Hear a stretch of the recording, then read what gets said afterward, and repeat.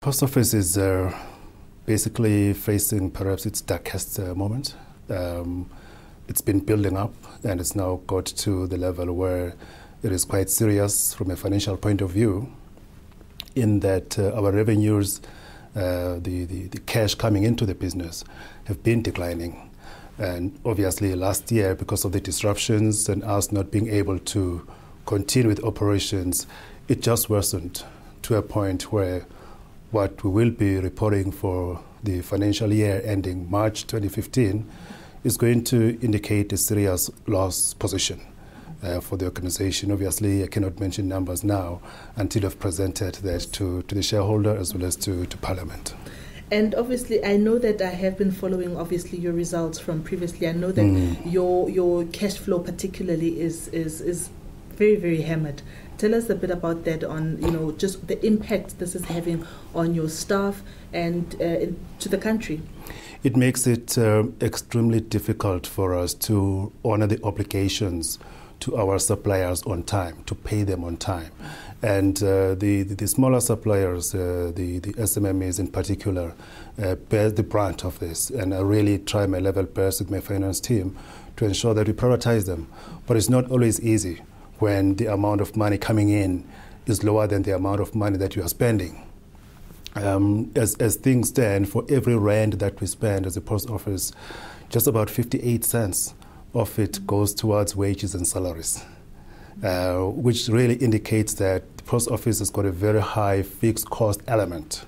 And so far, we have tried our level best to ensure that we do not go for the reduction of the headcount. We're moving away from quite a number of operating sites that we've been renting and that have also been draining cash. We're now trying to combine operating sites. Again, those are the key initiatives that we're focusing on now to try and reduce the amount of money that is leaving the business so as to balance it with the amount of money that is coming into the business. Naturally, as you have indicated as well, that when you have a company that is under pressure the way the post office is currently is, and you've mentioned also the issue of the wage bill, of how inflated it is a natural business sense for you to try to halve the wage bill.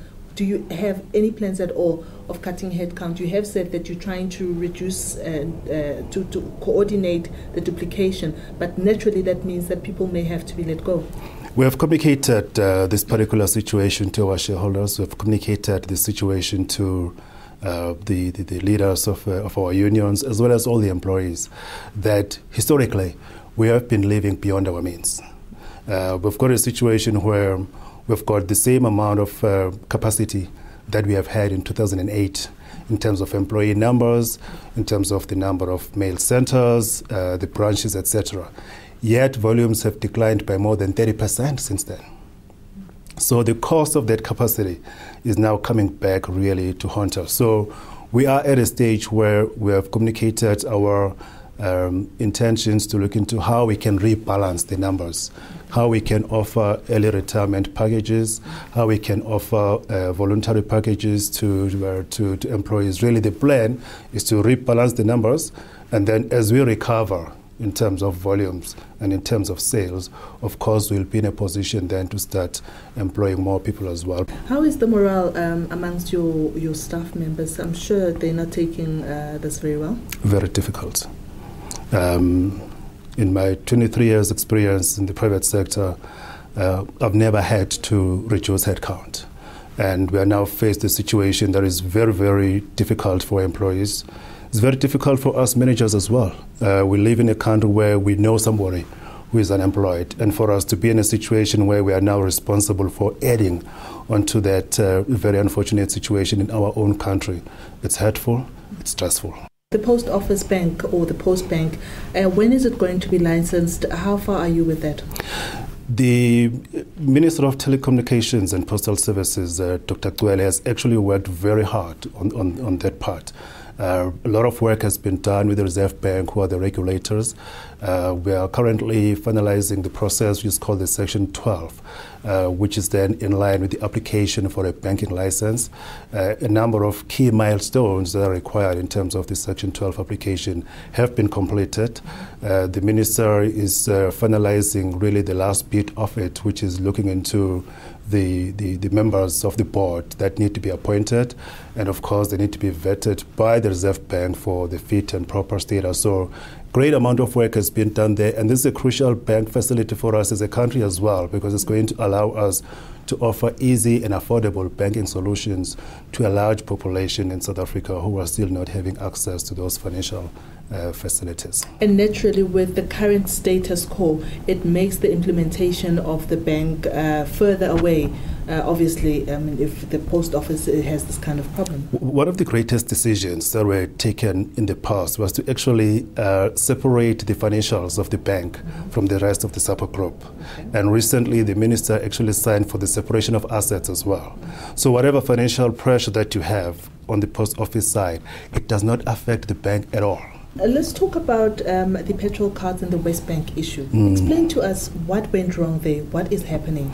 In this particular case, we did have a drag in concluding the negotiations with the service provider, and in turn that has affected a number of branches, which unfortunately have not been able to move mail and parcels as they normally do.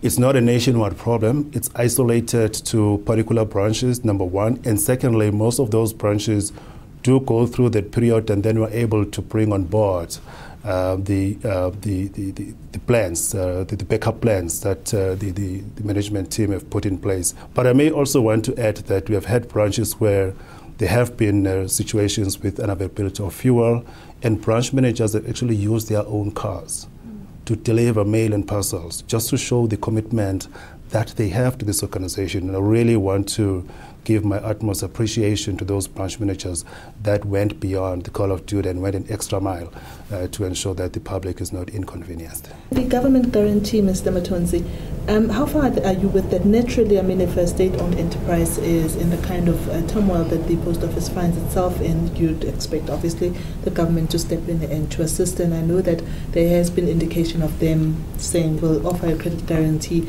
Do you have it? Yes, they did give us a guarantee, and the two ministers, Minister of Finance as well as our minister, agreed for us to go out into the open markets and raise debt at the back of that guarantee. But it's not an easy process. Yes. Everybody is very tight these days. Everybody is very tight in managing their risk. We've made some progress, but it's not at the level that we had targeted. We are still in discussions with various financial institutions, but also in discussions with the National Treasury as well to look into how they can come to the party and assist the post office and make sure, most importantly, that we have got funding to start driving the turnaround plan, which will then ensure that the post office is able to be financially viable without having to depend on National Treasury.